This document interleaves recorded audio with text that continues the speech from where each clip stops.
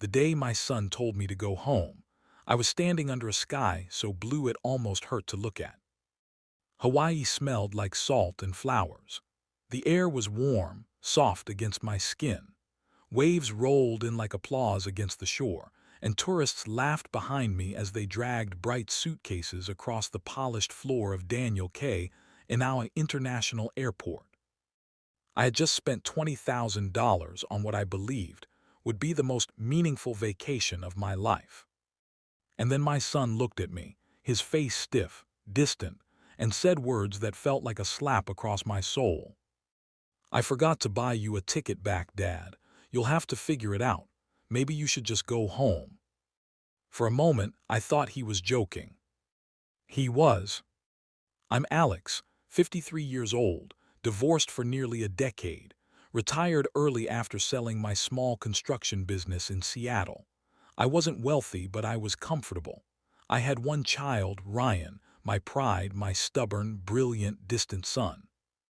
After his mother and I split up, Ryan stayed with her. It wasn't a bitter divorce, but it wasn't clean either. I worked too much. I thought money would solve everything. I missed soccer games, parent-teacher meetings, and birthdays I can never get back. I told myself I was building a future for him.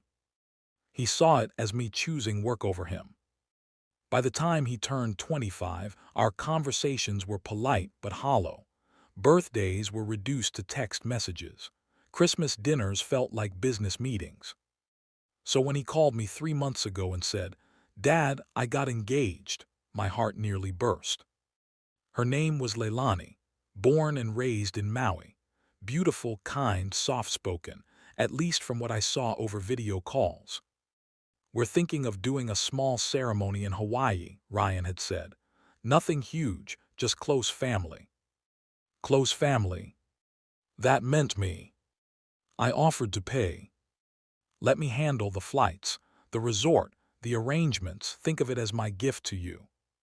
He hesitated but agreed.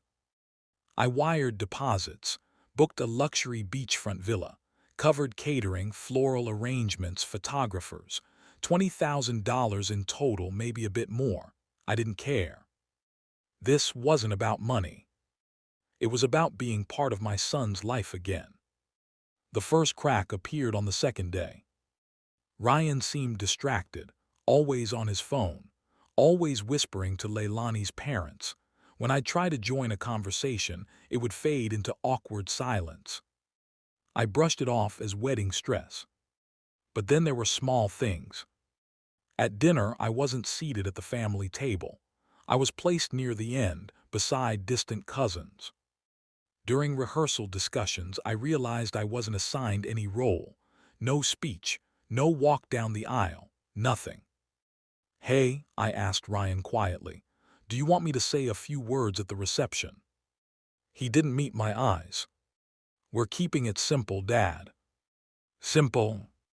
I nodded. I told myself not to be sensitive. The ceremony itself was breathtaking. Golden sunset, waves shimmering like molten glass. Leilani walked barefoot across the sand, a flower crown resting in her dark hair. Ryan looked handsome in a cream linen suit. When the officiant asked, "Who gives this man to this marriage?" Leilani's father stepped forward and placed a hand on Ryan's shoulder. I felt something twist inside my chest. No one had asked me. But I smiled, I clapped, I took photos. Because fathers are supposed to be strong, even when they're invisible. The reception was lively. Music, laughter, toasts, but not from me. At one point, I overheard Leilani's aunt whisper, "Is that his dad?" I thought they weren't close. The words stuck like thorns. Around midnight, guests began drifting away. Ryan finally approached me, holding 2 glasses of champagne. "To a new beginning," I said, raising mine. He gave a tight smile. "Dad, can we talk?" We walked away from the bonfire, toward the darker stretch of beach where the noise faded into the rhythm of the ocean. He took a deep breath. "I appreciate everything you paid for," he began. That word "paid" felt heavy. But I need to be honest. I didn't invite you here just because I wanted you here. My throat tightened. What do you mean? Leilani's family had expectations, he explained. A certain level of luxury, a certain image. He couldn't afford it alone. I knew you want to help, he said. Help? So this was about money. It's not like that, he snapped. You weren't exactly there when I needed you growing up. The old wound reopened instantly. I worked for you. You worked instead of being there. Silence swallowed us. Then came the sentence that would echo in my mind for months. I forgot to buy you a return ticket. We assumed you head back tomorrow anyway. You can sort it out. We assumed. Not we hoped you'd stay. Not we want more time. Just we assumed. Go home, Dad.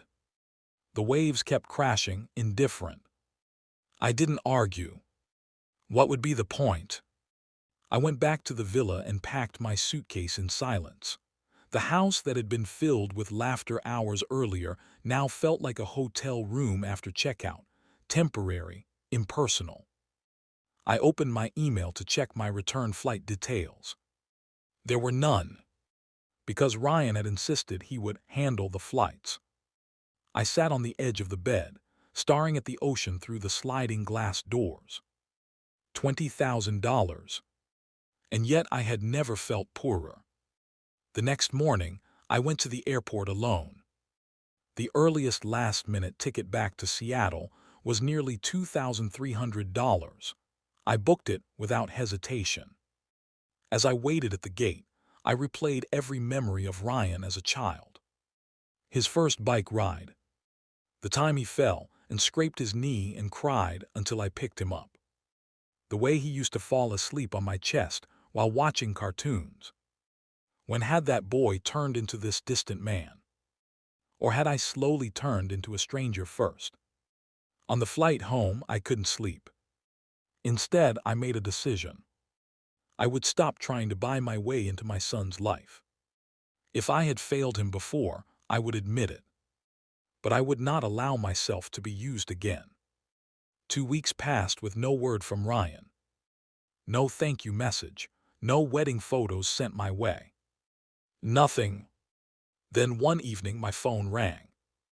Ryan. I let it ring twice before answering.